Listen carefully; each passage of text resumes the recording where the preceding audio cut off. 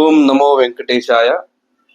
వీక్షక బంధువులకు నమస్కారం. మేము మీ ప్రధాన తాంత్రిక్ డాక్టర్ రామచంద్ర ఆచార్య మాట్లాడుతున్నాను.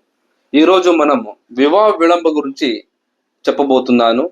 ఏ ఒక జాతకంలో సప్తమ స్థానంలో శని ఉన్నప్పుడు వారి జాతకంలో కుజ మరియు రవి దృష్టి ఉంటే వారి జాతకంలో వివాహ విళంబ అవుతుంది. శుక్రుడి నుంచి శని అష్టమ స్థానంలో ఉన్నప్పుడు వివాహ విళంబ అవుతుంది.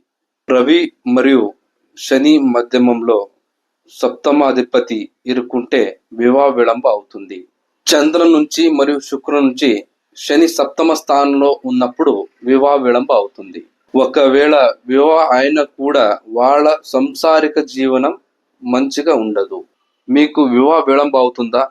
మీ భర్త పరస్త్రీ సహవాసం నుంచి విడిపించడానికి, భార్య పరపురుష సహవాసం నుంచి విడిపించడానికి, మీరు ఇష్టపడిన వారు మీ నుంచి దూరమై ఉంటే ప్రేమ సమస్య, ప్రేమ వివాహ, అత్త కోడల సమస్య, భార్య భర్తల సమస్య, సంతాన సమస్య, ఇంకా ఎటువంటి కఠిన గుప్త సమస్యలకైనా 100% పరిష్కారం చేయబడను.